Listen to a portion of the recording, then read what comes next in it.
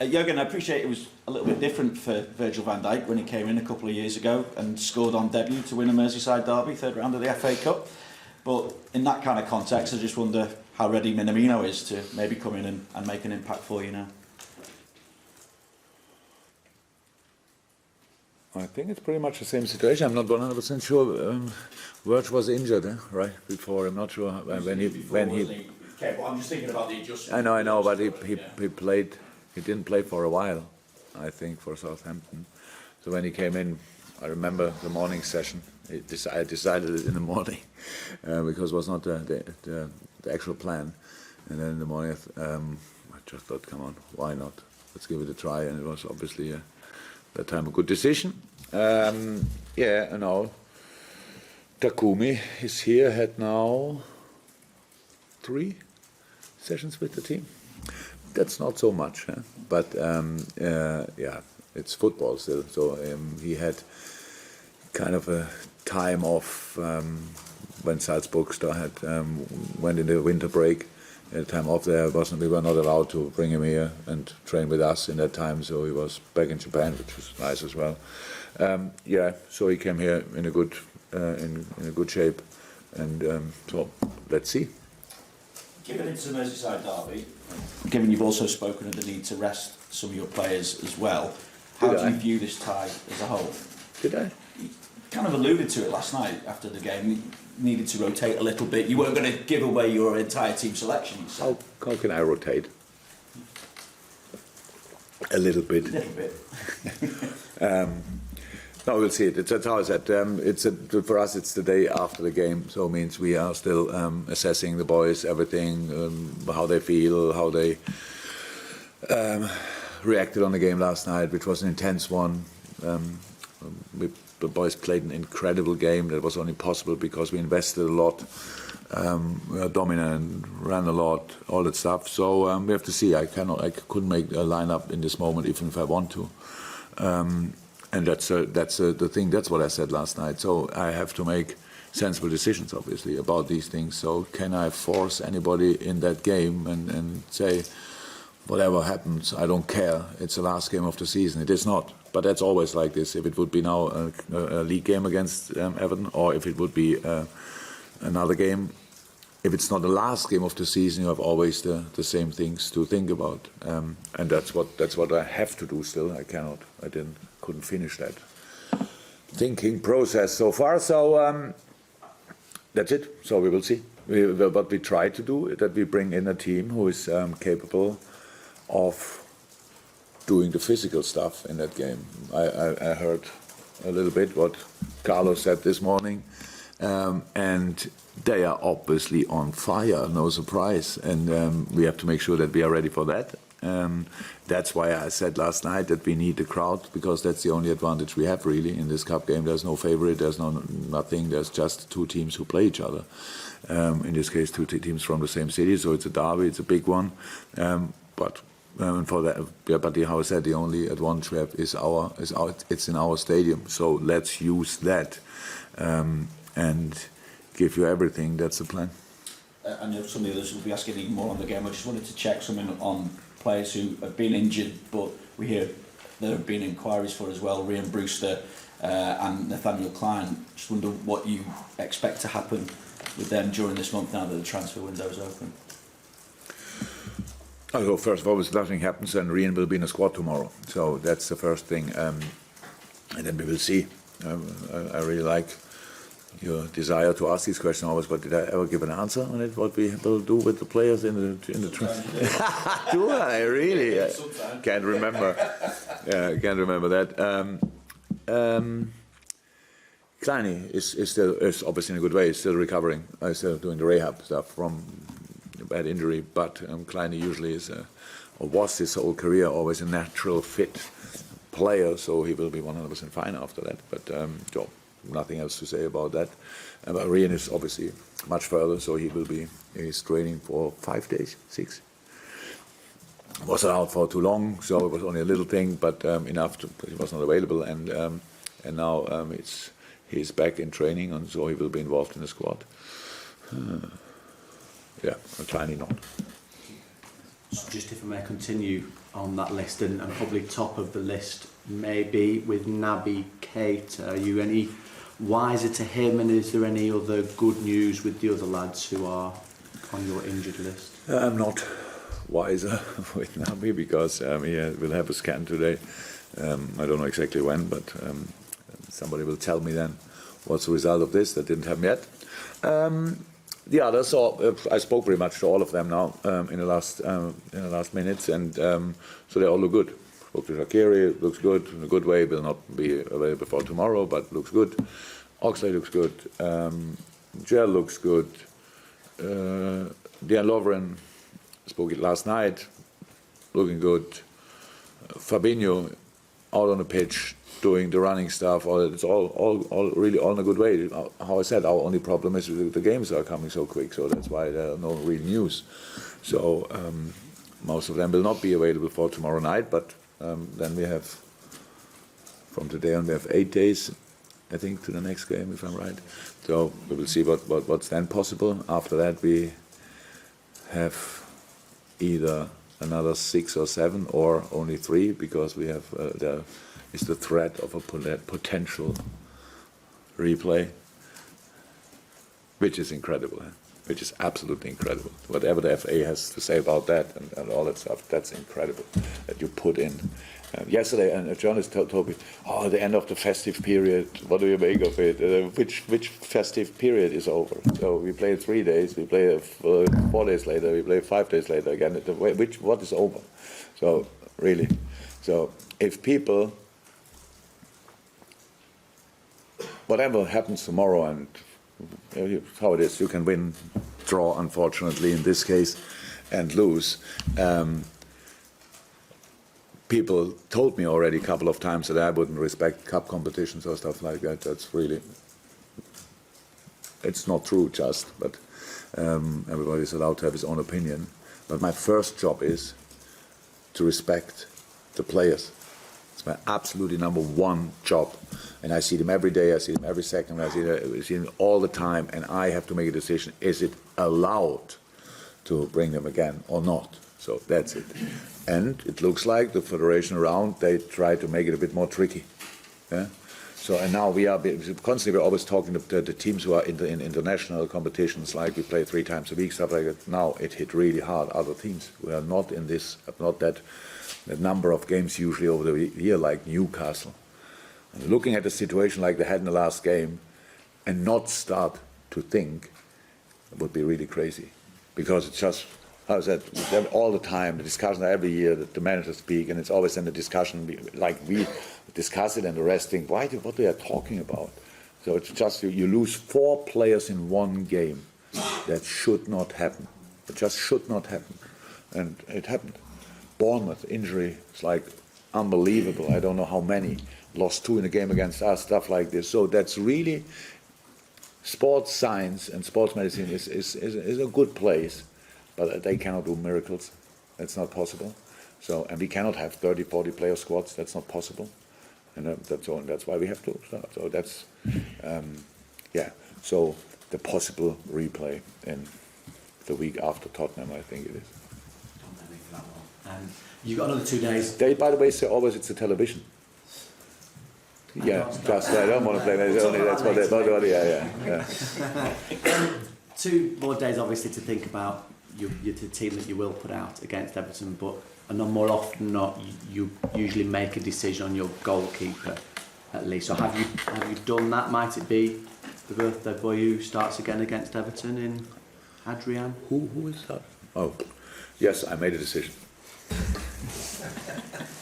In that position, I made a decision already. So you will see. You will see. Jürgen, on the game, you said about the impact that, well, you talk about Everton being on fire right now. I mean, he's been there in such a short space of time, Carlo Ancelotti. Does it surprise you the impact that he's had, but the fact that he seems, the confidence that he's given within the squad just seems to be just rubbing off them as well, because he hasn't really made that many changes, has he? A few little tweaks. Oh, yeah. Look, that's management as well. So doesn't say anything about Marco Silva, for example. It's just that things are like this from time to time. Or anything bad about Marco Silva, it's just things are like this from time to time. But Carlo Ancelotti is one of the smartest people I ever met. And he would not have taken the job if he wouldn't have had a good squad. And we were all always convinced that the Everton squad is good. It's really, really good. They invest in a few years really a lot in the transfer market. They brought in really good players, and it didn't work out for some reasons. But the combination of a good manager and a good squad helps from time to time in football. And Carlo is obviously somebody who can lift a group in a moment when he enters a room. So you have had now the press conference this morning. I'm pretty sure you left the press conference in a better mood than you came in. So He did ask if there were any Liverpool fans in the room Yeah. when he walked in. yeah, you can imagine. And I hope 20 people showed up. Only one, not bad.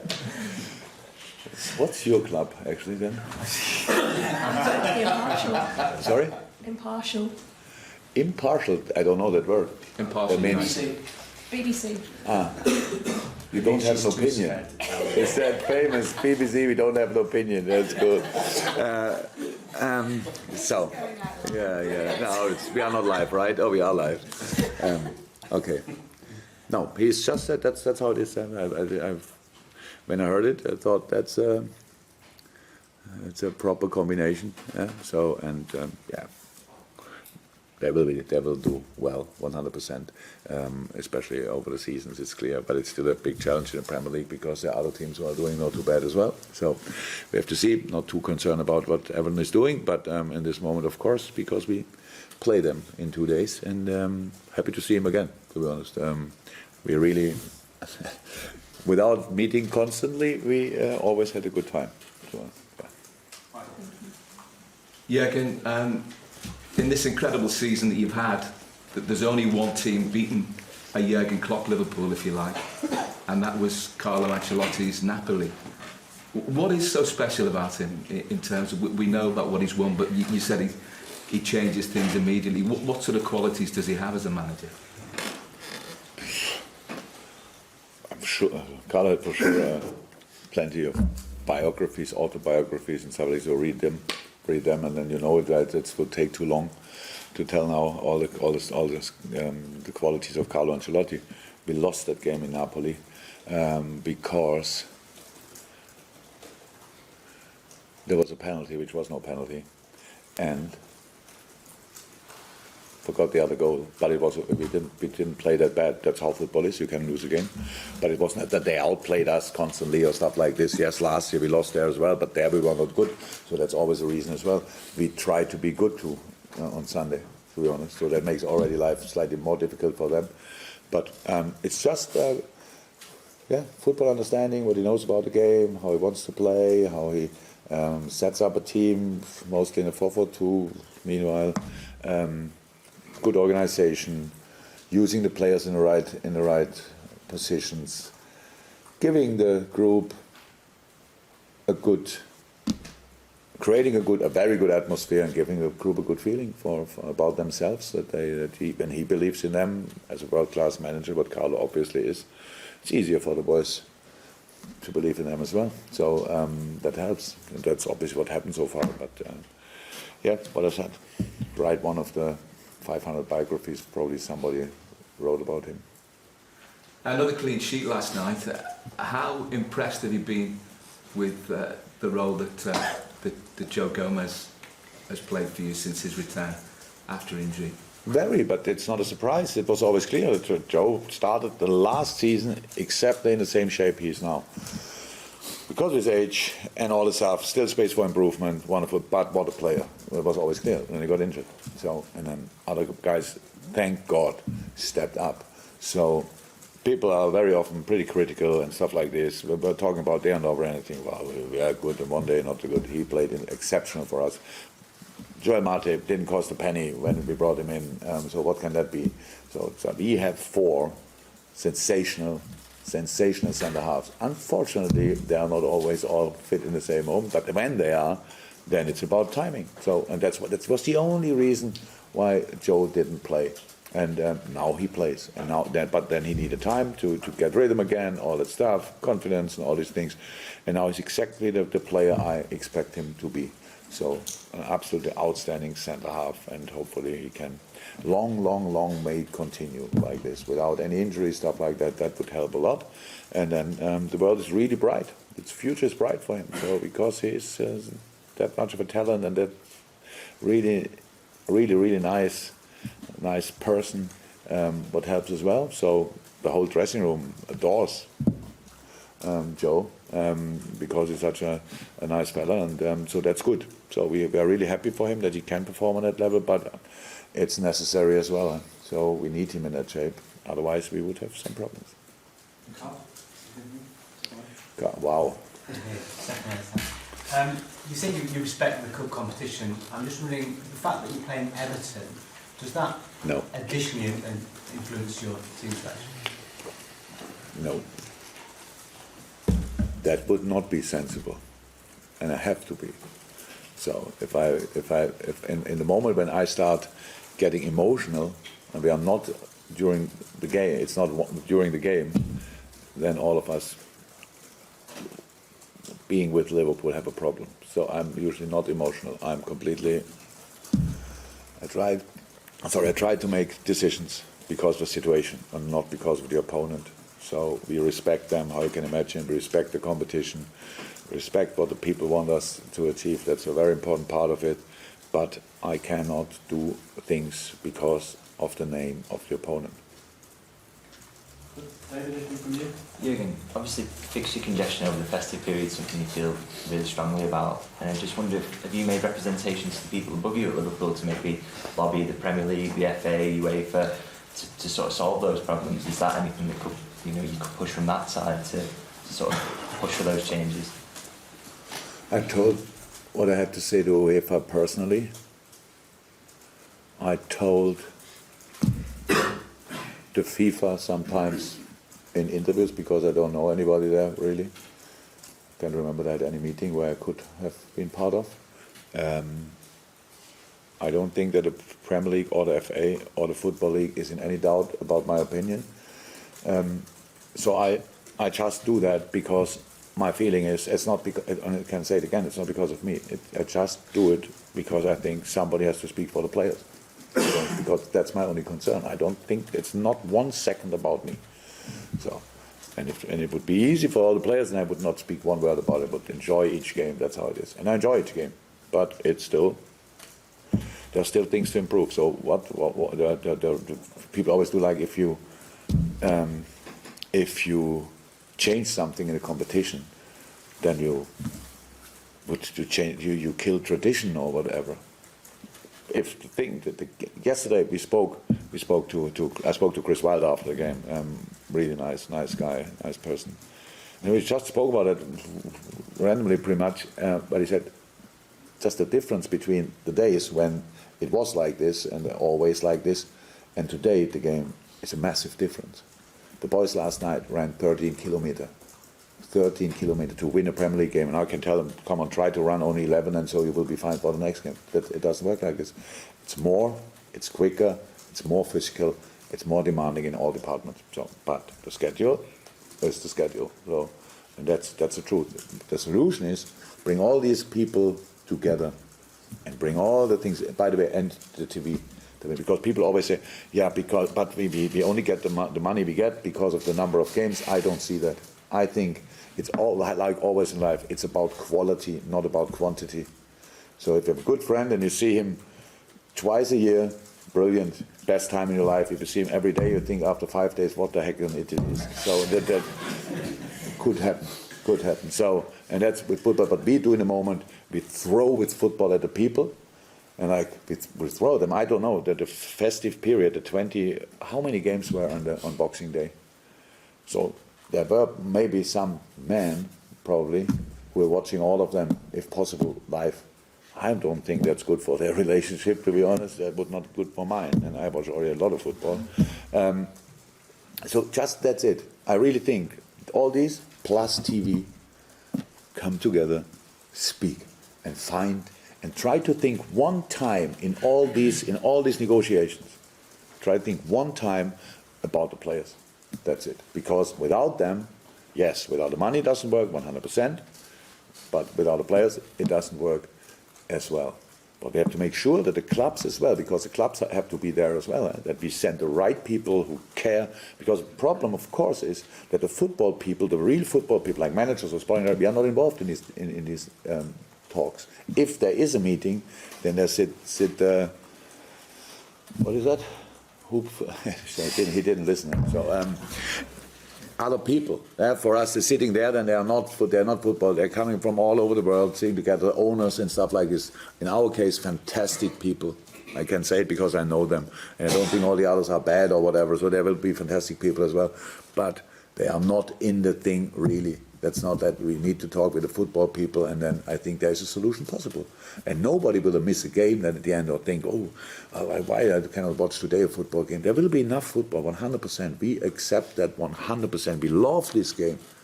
But at the end, we have to make sure that we all can come through, and at the end, the best team wins or whatever, and not the most lucky with injuries and stuff like this. It's all part of the game, and there will be injuries always. That's okay. But it's really that we all start at one point really talking to each other. And that doesn't sound so complicated to me, to be honest. For me, it looks like, okay, we constantly solve problems with bringing the people together from the different departments and talk to each other, and then we try to solve it. That's how life works.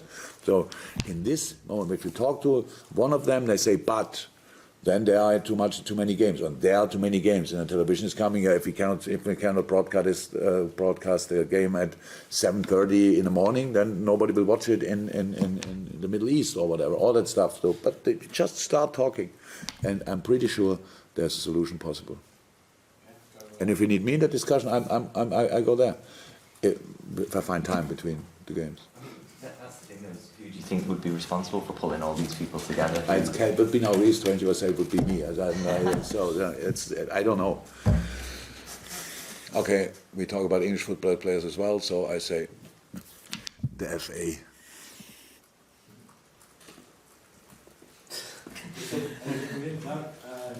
Neil, no. Master, just before we go to the break, anything from you? I'm all right. Good, fantastic. Well, I think we'll go to the break. We'll go to the embargo section, guys. Now we go to the